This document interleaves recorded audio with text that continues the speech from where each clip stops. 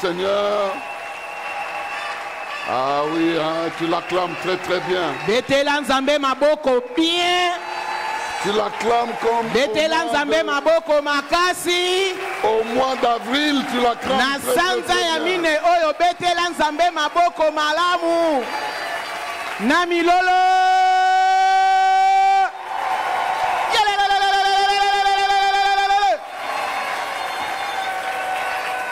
La gloire est à lui. Lokumu ya ye.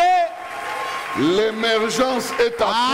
Komatane ya yo kobima ya yo. La gloire est à lui et l'émergence est à toi. Lokumu ya nzambe komatisa motonde ya yo. Et ton émergence c'est la gloire de Dieu.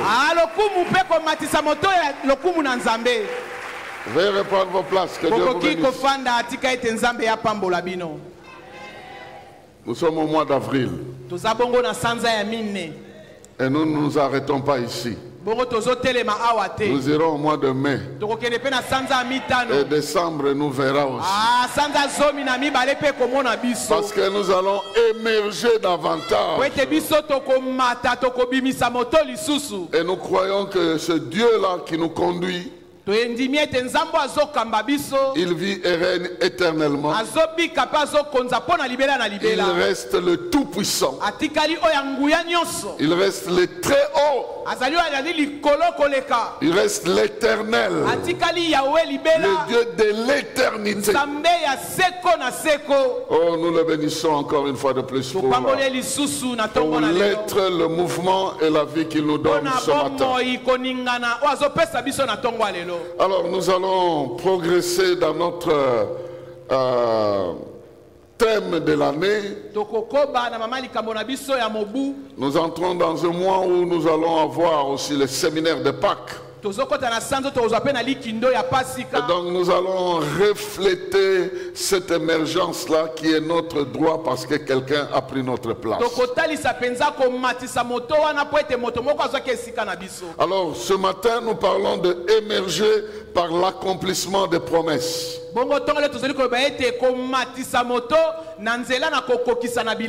émerger par l'accomplissement des promesses. Parce que Dieu est un Dieu qui accomplit les promesses. Et toi aussi tu vas apprendre comment promettre aux événements pour que tu puisses les vaincre aussi. Si Dieu a promis la victoire, c'est que toi tu dois promettre à l'échec la victoire. Je ne sais pas si tu me comprends. Dieu a dit si tu traverses le feu, les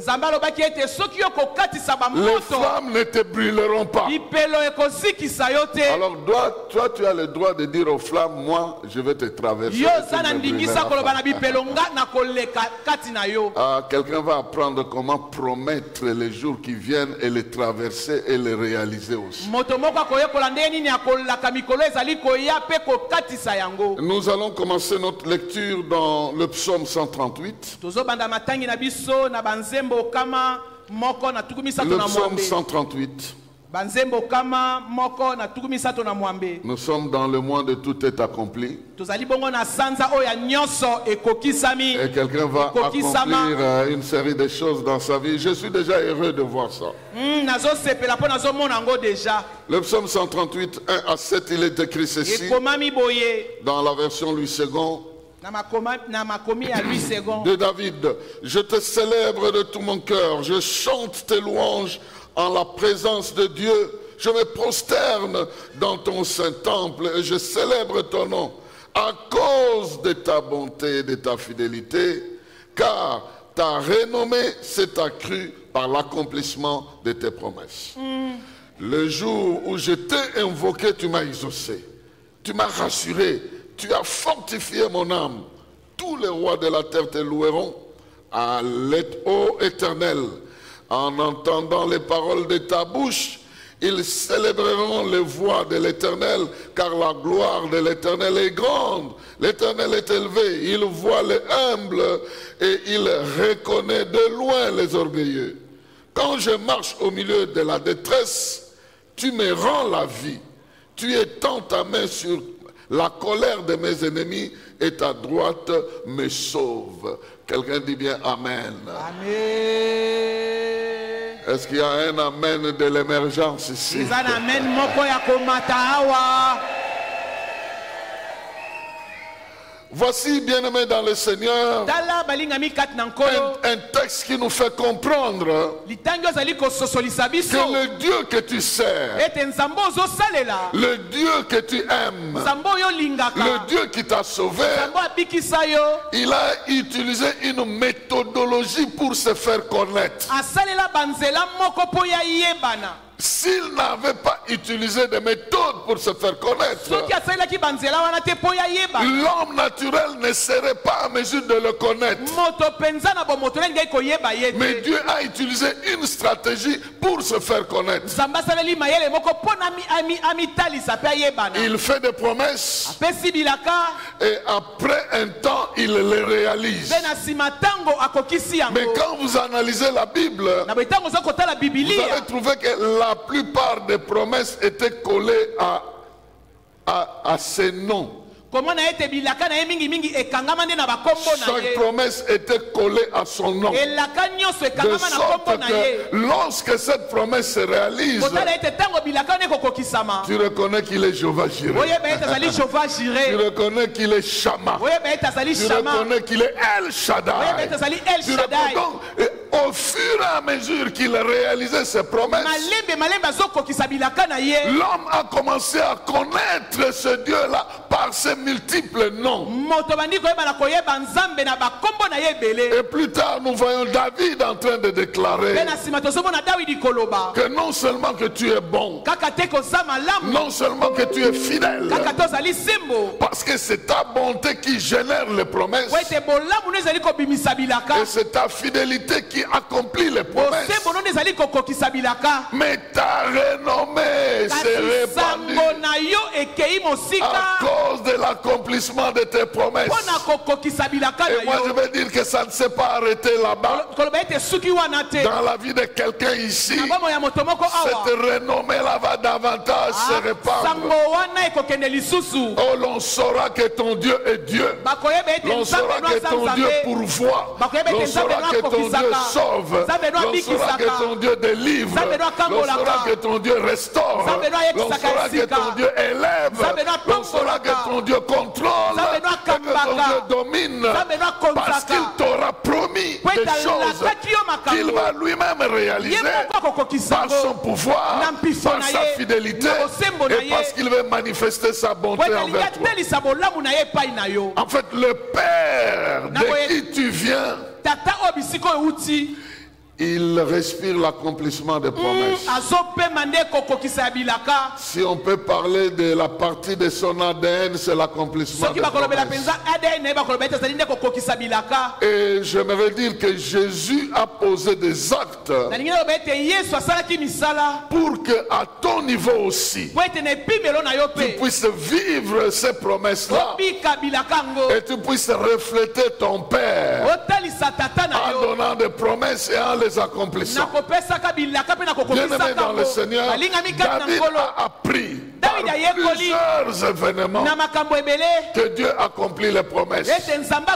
Il a traversé des temps durs, mais il a vu la main de Dieu. Au fur et à mesure qu'il traversait des difficultés, au fur et à mesure qu'il découvrait ce Dieu-là, en d'autres termes, les épisodes de malheur n'arrivaient pas dans sa vie pour l'exterminer, mais pour qu'il expérimente la qualité, la puissance, l'amour de ce Dieu qui l'accompagne.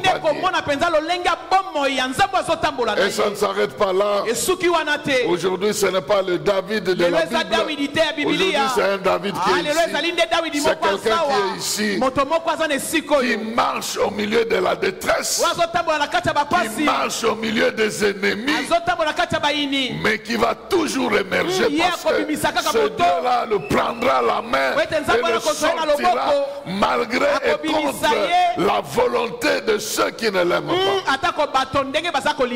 Alors je vais dire en 3 points comment Dieu a prévu que ta vie puisse s'épanouir et que toi-même tu puisses émerger par l'accomplissement des promesses.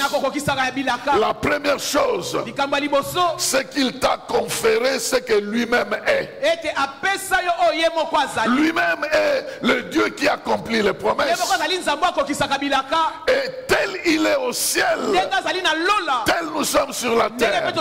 Il a posé un acte pour que ce qu'il est devienne ce que tu es aussi. Pour qu'il se représente en toi. J'entrerai dans cette matière un peu vers le séminaire. Mais vous devez comprendre que de la même manière que Dieu a créé le monde en 7 jours, il s'est reposé le 7e jour. Il y a quelque chose de similaire qui s'est passé à la croix. À la croix aussi, il y a 7 paroles. Il y a 7 paroles. Et la 7e parole, c'est entre tes mains, je repose mon esprit. Et dans ces choses-là, vous voyez, les déclarations de Jésus n'étaient pas de hasard. Il était en train de créer une atmosphère spirituelle pour que par sa mort, l'homme puisse accéder à quelque chose qui n'avait pas.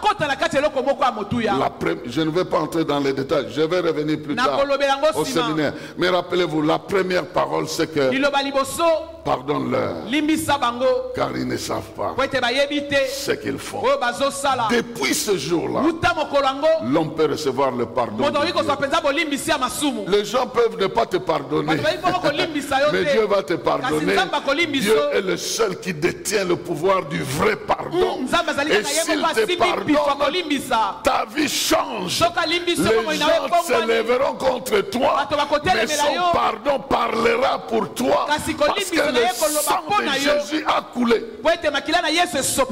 Faites très attention à ne pas juger les gens, parce que si Dieu leur a pardonné leur péché, ta condamnation ne fera rien du tout, parce qu'il a déjà déclaré, pardonne-leur, ils ne savent pas ce qu'ils font. Et à ce moment-là, la deuxième chose, c'est qu'il ouvre le paradis pour les pécheurs. En vérité, je te le dis, aujourd'hui même, tu seras avec moi au paradis. Oh, mais regardez ce monsieur qui a accumulé les méfaits, mais il reçoit le pardon.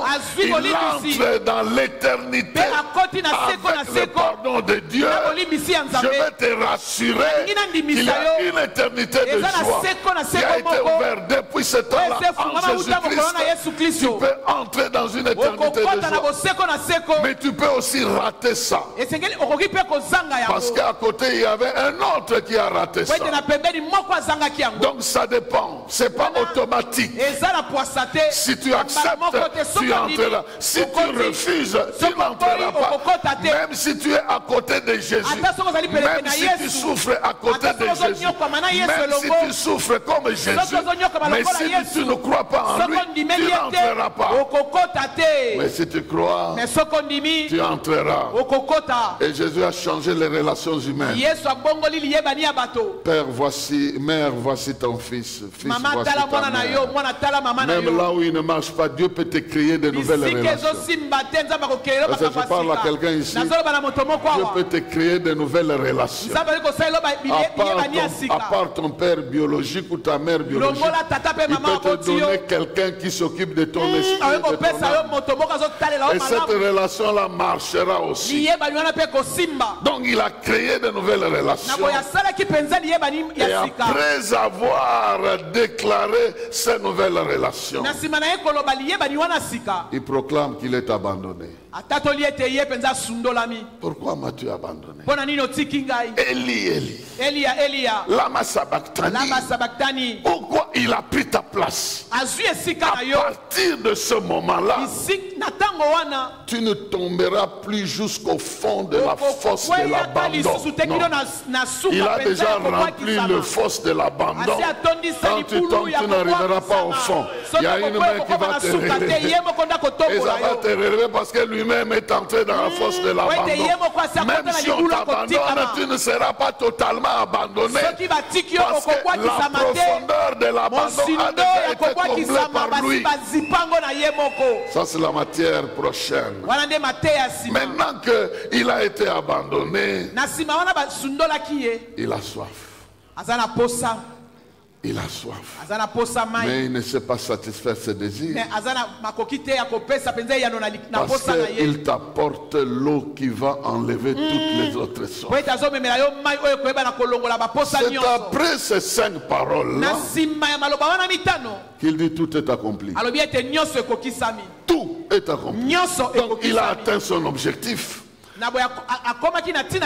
Et il a accompli ce pourquoi il est arrivé. Et à cause de cela, toi aussi, tu entres dans les jeux. Laissez-moi lire un deuxième texte. J'ai fait un peu de commentaires dans la tête. Je vais lire 2 textes. Le premier texte est dans Marc chapitre 1. Vous connaissez ce texte-là. Marc chapitre 1er. Parce que le Seigneur Jésus sait que le Père, il a l'accomplissement des promesses en son sein. Jésus vient nous ouvrir la porte de ce royaume-là. Pour que c'est Dieu qui a l'habitude d'accomplir les promesses, qui les a accompli dans l'Ancien Testament, viennent maintenant régner en nous pour le faire au travers de notre vie. C'est ça l'évangile. Marc chapitre 1, je disais à partir du verset 14. Du verset 14 jusqu'au verset 28. Après que Jean eut été livré, Jésus alla dans la Galilée prêchant l'évangile de Dieu. Il disait, le temps est accompli et le royaume de Dieu est proche. Répentez-vous et croyez à la bonne nouvelle. Comme il passait le long de la mer de Galilée, il vit Simon et André, frères de Simon, qui jetaient un filet dans la mer car ils étaient pêcheurs. Jésus leur dit, suivez-moi et je vous ferai pêcheurs d'hommes. Aussitôt, ils laissèrent les filets et les suivirent. Étant allé un peu plus loin, il vit Jacques, fils de Zébédée, et Jean, son frère, qui eux aussi étaient dans une barque et réparaient les filets. Aussitôt, il les appela et laissant leur père Zébédée dans la barque avec les ouvriers, ils les suivirent. Ils se rendirent à Capernaum et le jour du sabbat, Jésus entra d'abord dans la synagogue et il enseigna. Ils étaient frappés de sa doctrine car il enseignait comme ayant l'autorité et non comme les scribes. Il se trouva dans leur synagogue un homme qui avait un esprit impur et qui s'écria, qu'y a-t-il entre nous et toi, Jésus de Nazareth? Tu es venu pour nous perdre. Je sais qui tu es, le Saint de Dieu. Jésus le menaça, disant, tais-toi et sors de cet homme. Et l'esprit impur sortit de cet homme en l'agitant avec violence et en poussant un grand cri. Nakei! Oh non, ça c'est moi qui ajoute. Tous furent saisis de stupéfaction, de sorte qu'ils se demandaient les uns aux autres, qu'est-ce que ceci? Une nouvelle doctrine. Il commande avec autorité même aux esprits impurs et ils lui obéissent. Et le verset 28 dit, et sa renommée s'est répandue aussitôt dans les lieux environnants de la Galilée. Amen. Amen. Sa renommée se répand. Parce qu'il a apporté quelque chose de nouveau. Une nouvelle parole, une nouvelle doctrine, une nouvelle qualité du ministère. Et tout le monde qui le suivait comprenait qu'il y avait quelque chose de nouveau. Et quand vous lisez l'Ancien Testament, vous allez trouver que tout ce qu'il était en train de faire, c'était l'accomplissement des promesses. Car la promesse disait, j'étais oint pour apporter de bonnes nouvelles aux pauvres, libérer les captifs. Et ce que Jésus était en train de faire, c'était purement et simplement l'accomplissement de la parole de Dieu. Non seulement à l'époque de Jésus, il est venu accomplir ce qui était écrit sur lui, mais il est venu donner l'occasion à l'homme qui croit en lui de devenir comme lui. À l'homme qui croit en lui à devenir aussi comme un autre Jésus. Il les a appelés et ils l'ont suivi. Pierre, Jean, Simon, André et tous ces gens-là, ils l'ont suivi. Et plus tard, comme nous allons le voir, ils sont aussi devenus comme lui. Et leur réputation est partie à cause de l'accomplissement des promesses de Dieu dans leur vie et par leur vie.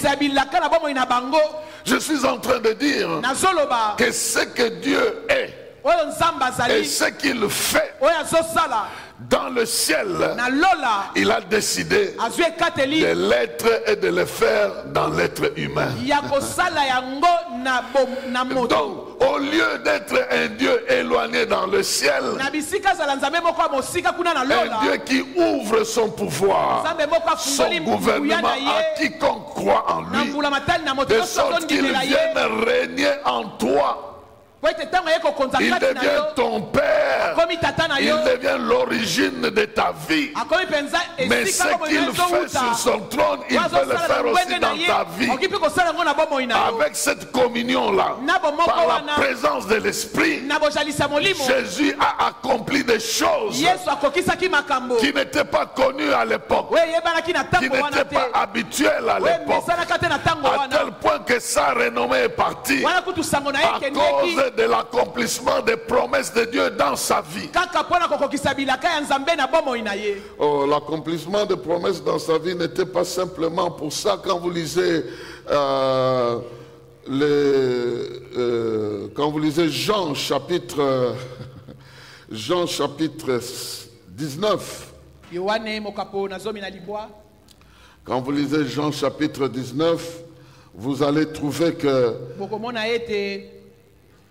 ce n'est pas simplement ça qui s'est accompli. Il y a aussi d'autres choses qui se sont accomplies dans sa vie. Quand je lis souvent ce passage-là, c'est triste. Ça donne vraiment la tristesse.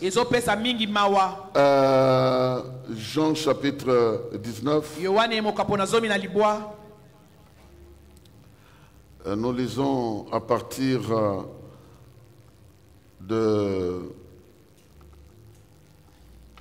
Je m'excuse. C'est plutôt Jean chapitre 18.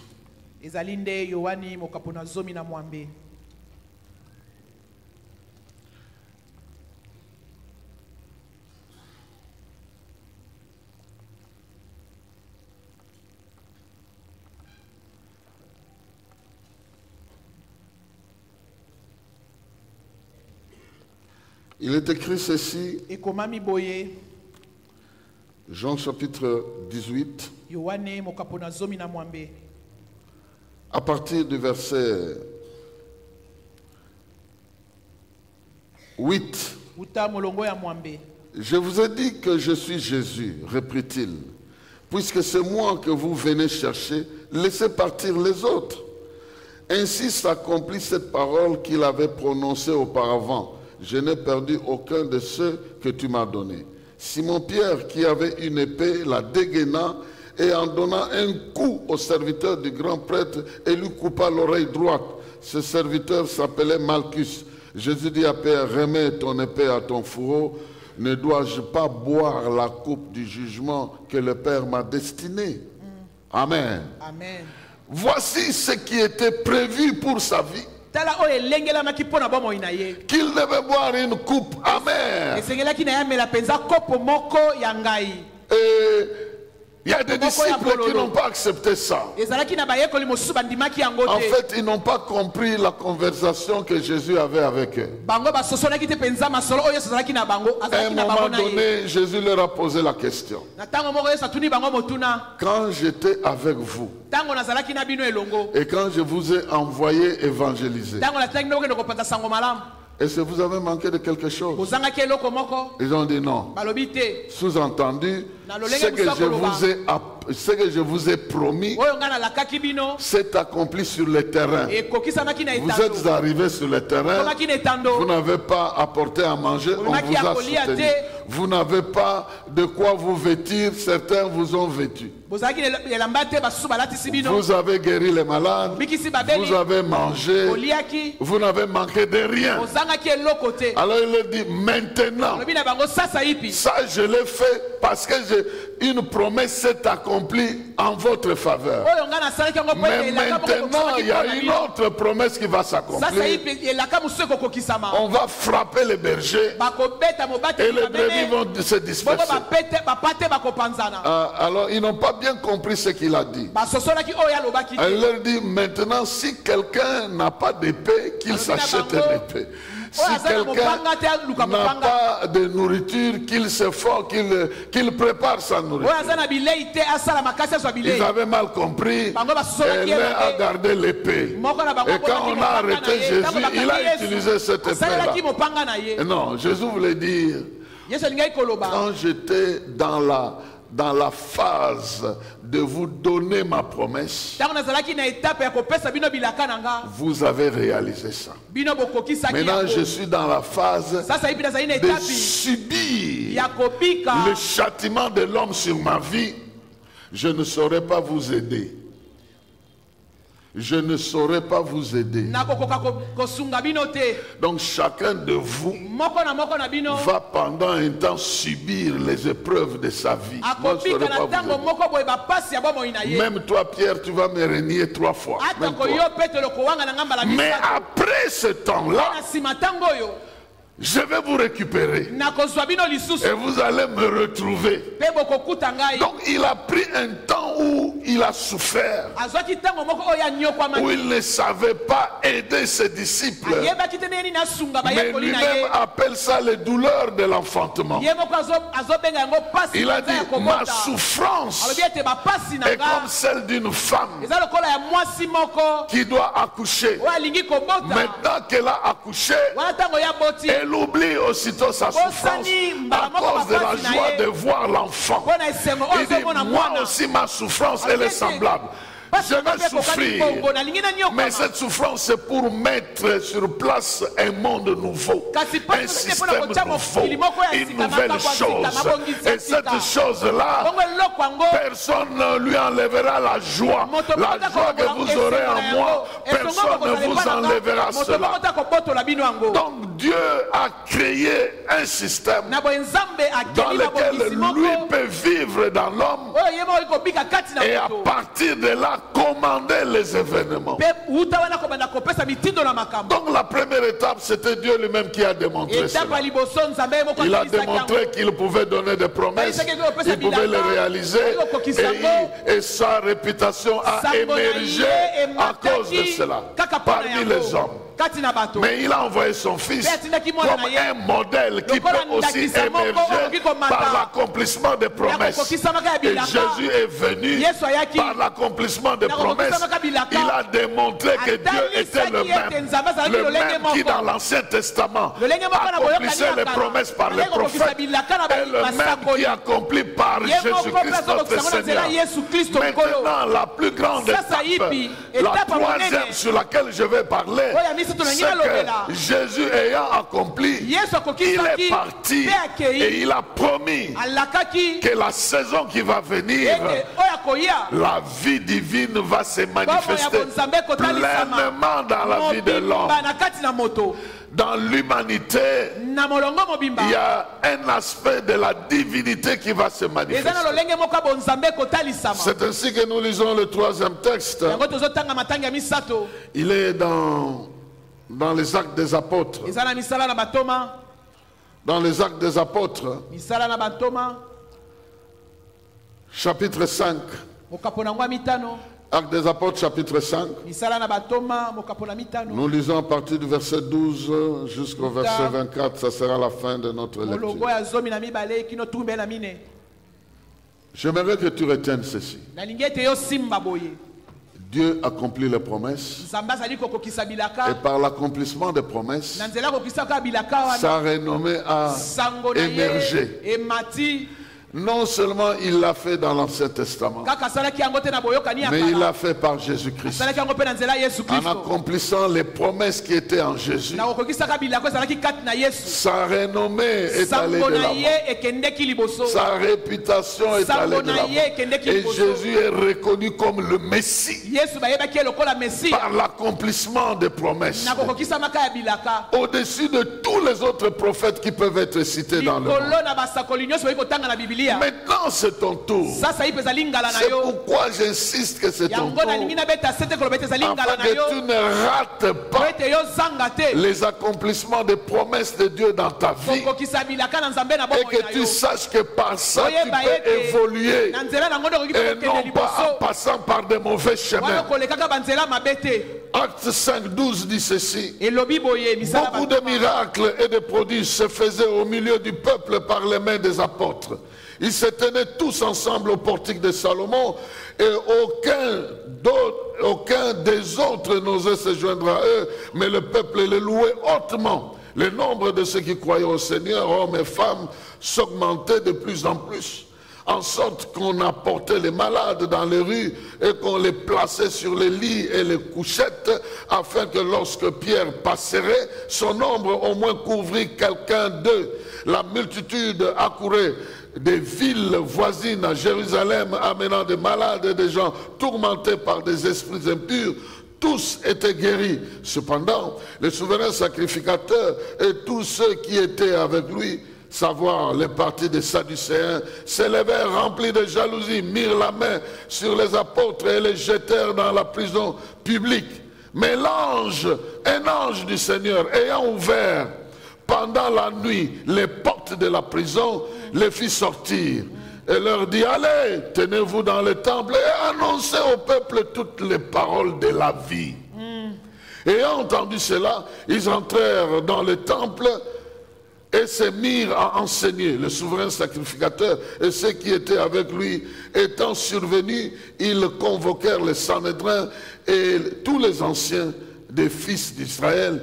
Ils envoyèrent chercher les apôtres à la prison. Les huissiers, à leur arrivée, ne trouvèrent point dans la prison, Ils s'en retournèrent, leur fit le rapport en disant: nous avons trouvé la prison soigneusement fermée et les gardes qui étaient devant la porte, mais après avoir ouvert, nous n'avons trouvé personne dedans.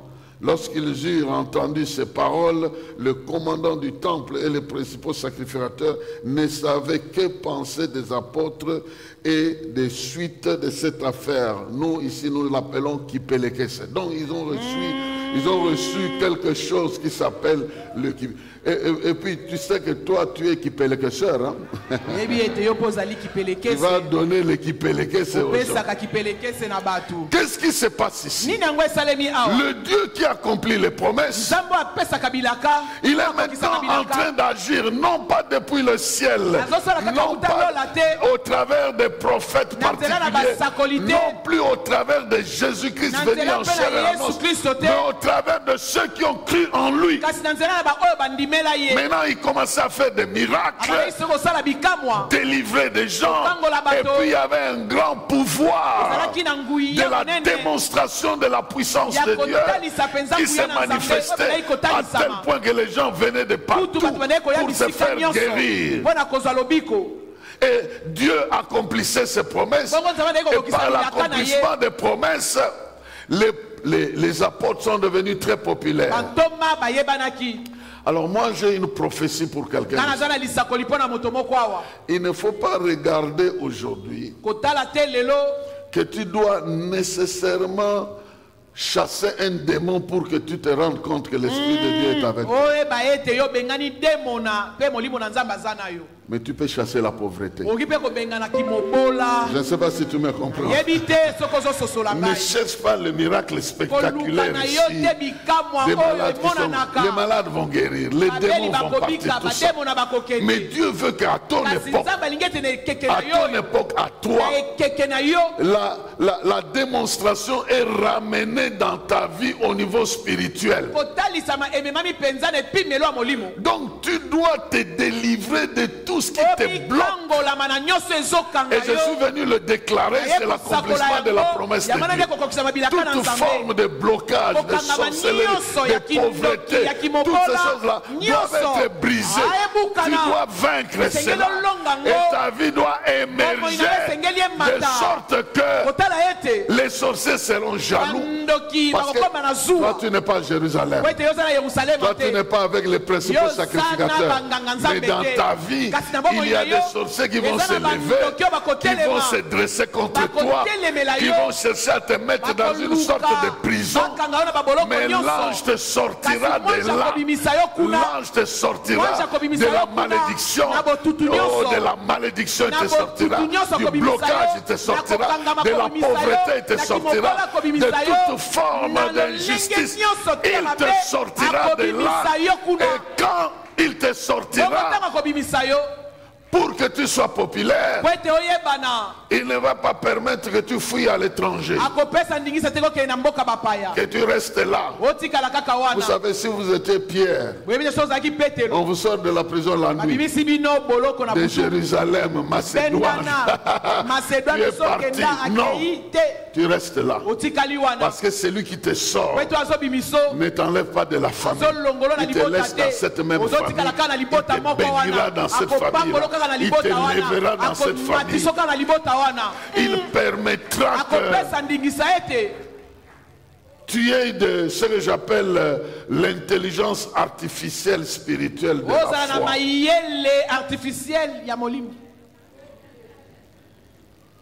Qu'est-ce que je veux dire? Vous savez, dans le monde aujourd'hui, lorsque on veut rendre quelque chose automatiquement intelligent, on place les dispositifs dans cette chose. On va mettre le dispositif à cette porte ici pour que la porte détecte la présence de quelqu'un. Et quand elle détecte la présence de quelqu'un, elle s'ouvre automatiquement. Personne ne lui dit. Cette intelligence artificielle a commencé depuis longtemps. Cette histoire. On va mettre sur une porte des dispositifs. Quand tu t'approches, la porte sait que quelqu'un est en train de venir, je dois m'ouvrir. Mais dans la foi, le dispositif n'est pas au niveau de la porte, c'est dans ton cœur. Quand tu t'approches, la porte s'ouvre. Oh, je ne sais pas si vous comprenez ça.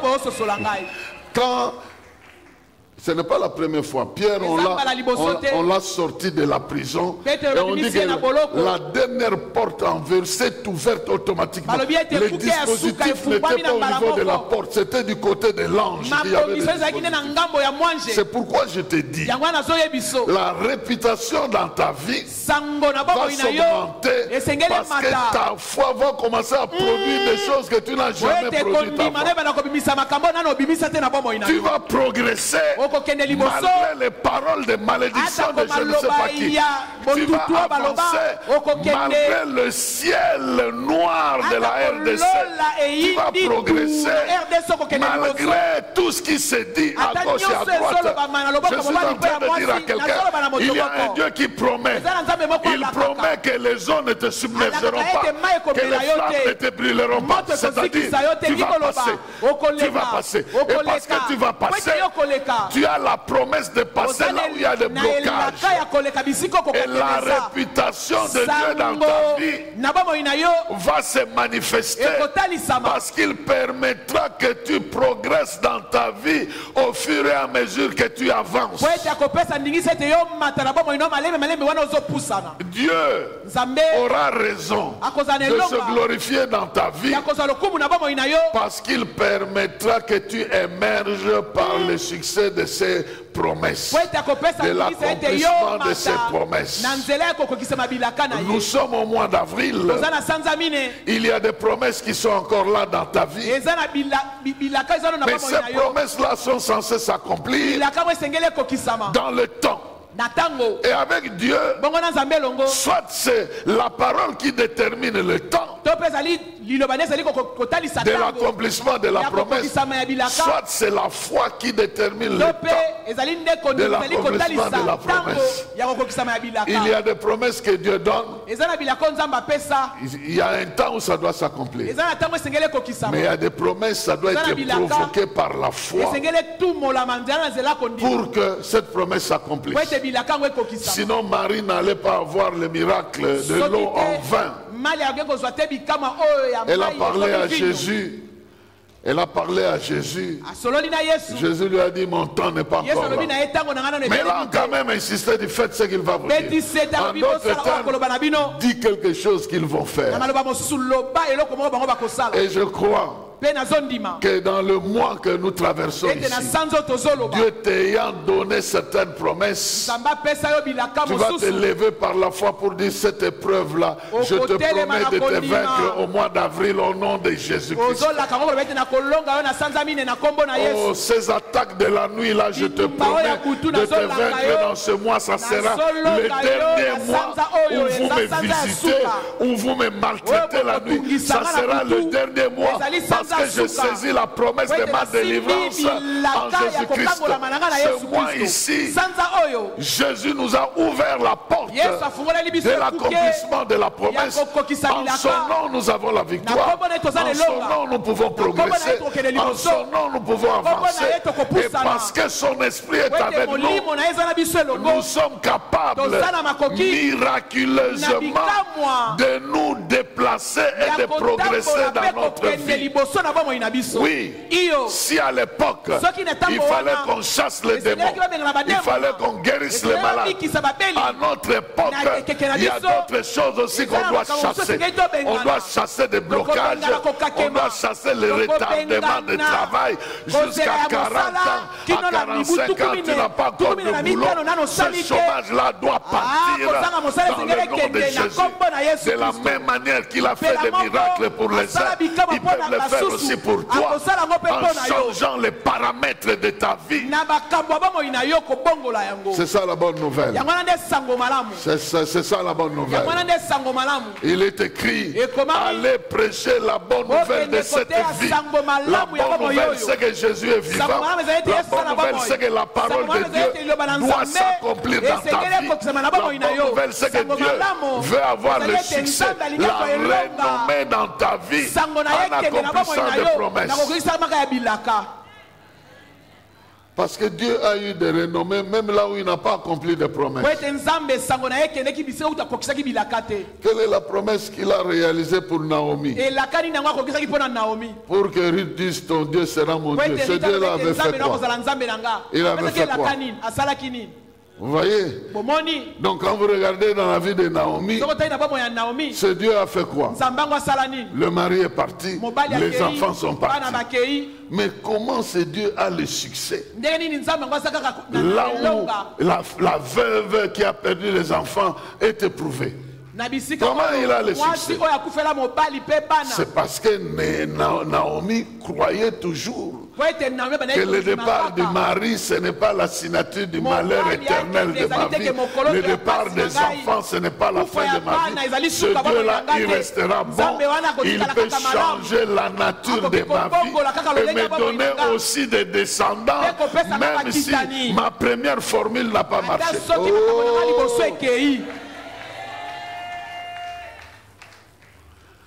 Donc aujourd'hui, c'est ton jour.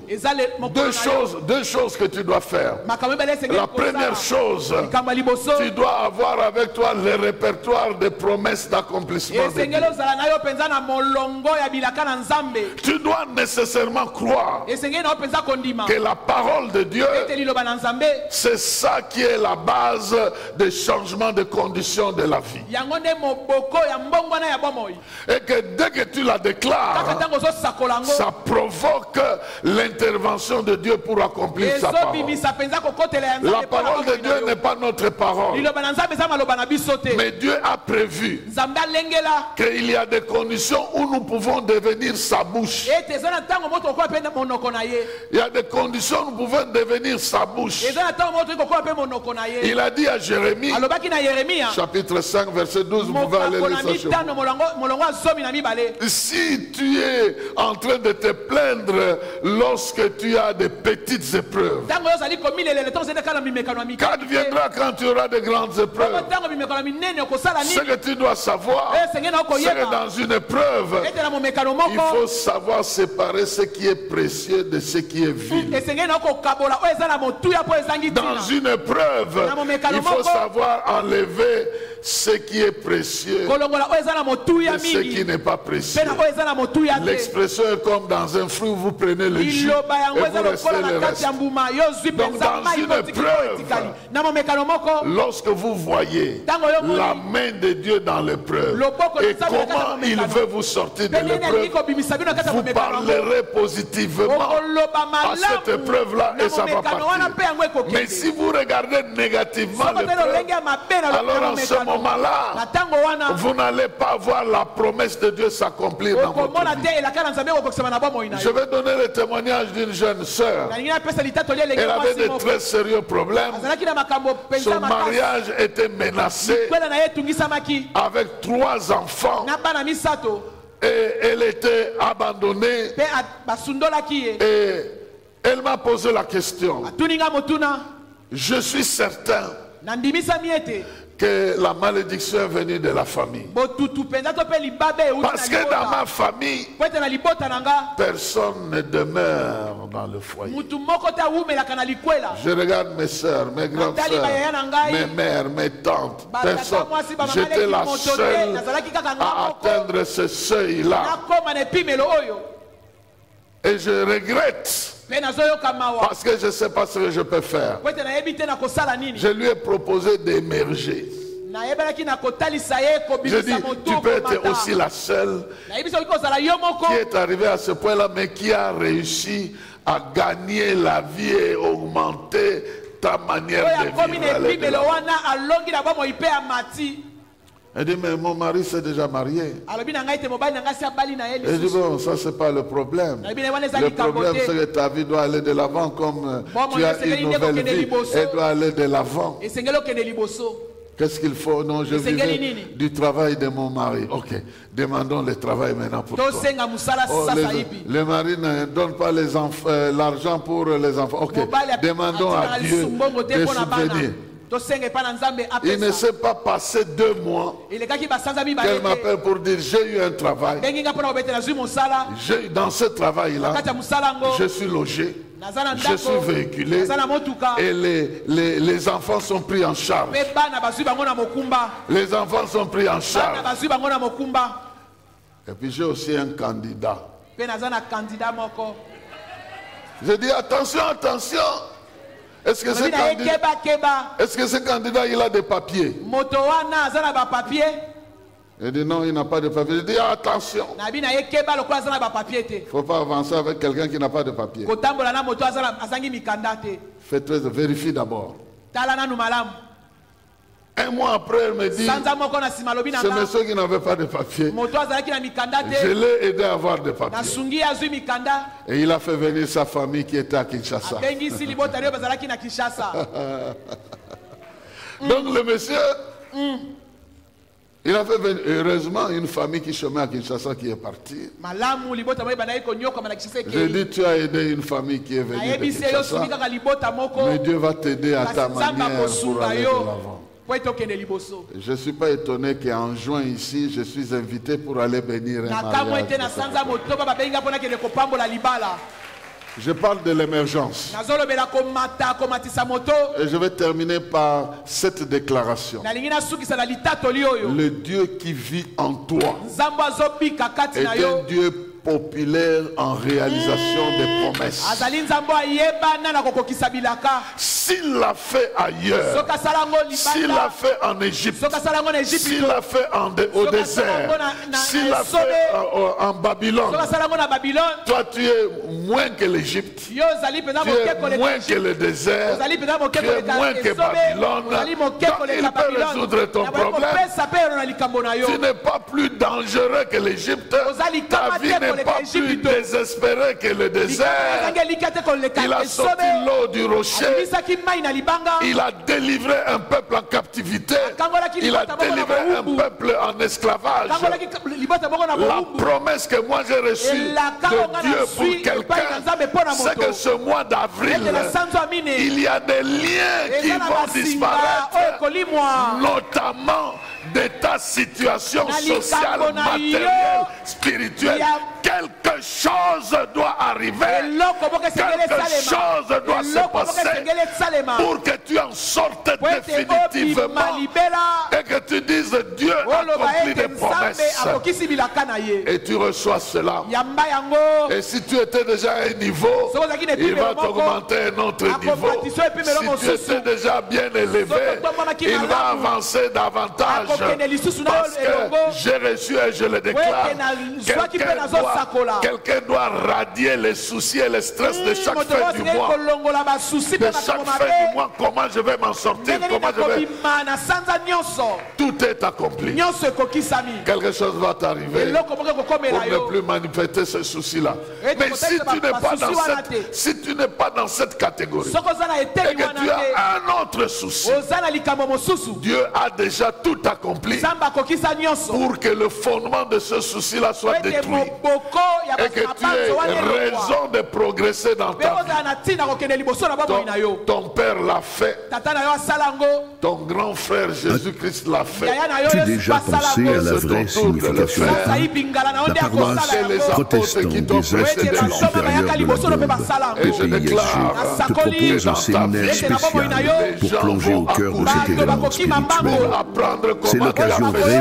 As-tu déjà pensé à la vraie signification de Pâques? La paroisse protestante des instituts supérieurs de la Bombe, PPISG, te propose un séminaire spécial pour plonger au cœur de cet événement spirituel. C'est le donner la bonne nouvelle de la bonne parole de cette vie. Tu vas être l'auteur de la bonne nouvelle. Parce que les barrières ne te bloqueront plus. Les prisons ne te bloqueront plus. La volonté des hommes ne marchera plus. La haine des hommes ne marchera plus. C'est l'accomplissement des promesses de Dieu, de la victoire de Dieu, de la parole de Dieu, de l'autorité de Dieu, des miracles de Dieu. Parce que Jésus et toi, vous êtes des signes et des prodiges dans ce milieu ici et ce mois ici. Il veut dire moi et les enfants que l'Éternel m'a donnés, nous sommes des miracles de l'accomplissement des promesses de Dieu dans ce siècle ici. Ils feront la guerre, ils ne vaincront pas. Les problèmes vont disparaître. Les problèmes. Quel est ce problème-là? Je vois déjà un homme qui vient avec une bague. Ce mois ici. Parce que nous n'avons pas l'habitude de donner des témoignages. Hein. Quelqu'un va venir donner le témoignage. On m'a donné une bague. Peut-être tu en as eu de fausses. Mais il y a une vraie qui existe quelque part. Mais je suis en train de voir plusieurs sorties de tombes, plusieurs sorties de fosses. Un enfant m'a appelé de Lubumbashi.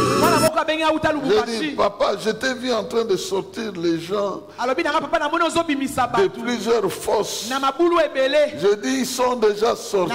C'est pas moi, c'est Jésus-Christ qui les fait sortir. Parce que Jésus m'a dit, le fond du gouffre a déjà été comblé. Le fond a déjà été comblé. Personne ne tombera jusqu'au fond. Je ne sais pas si vous connaissez la tactique des mamans qui vendent la farine. Vous connaissez la tactique des mamans qui vendent la farine? Ils mettent de l'eau en bas.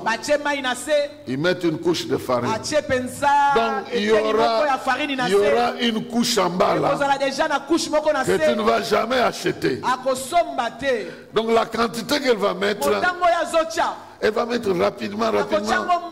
Elle déverse et puis elle remet. Il y a une couche là.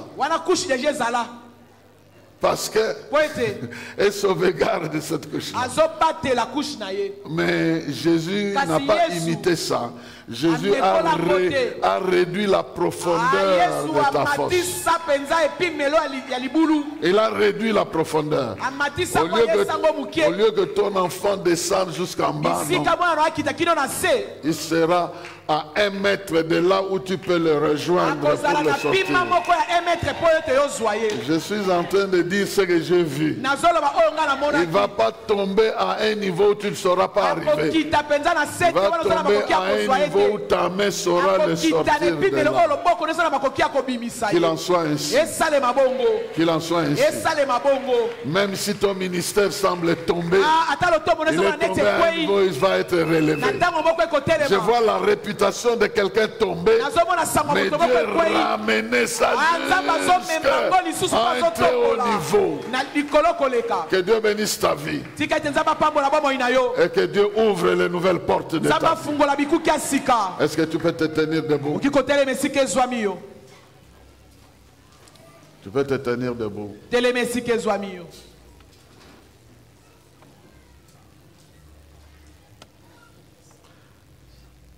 Est-ce que tu peux déclarer après moi?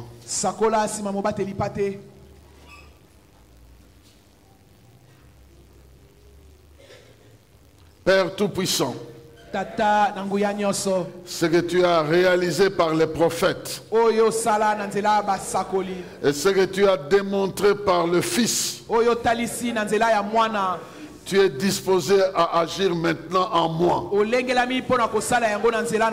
Je me mets à la disposition de ton esprit pour que tes promesses dans ma vie s'accomplissent. Que ton nom soit glorifié au travers de ces accomplissements. Mais que tu permettes aussi que par ma voix, que par ma foi, tes promesses s'accomplissent dans la vie des autres. Que je sois ton instrument. Je reste à ta disposition pour que spirituellement, moralement, matériellement, que tu agisses pour ta gloire. Je l'ai demandé au nom de Jésus. Et tu dis Amen. Amen.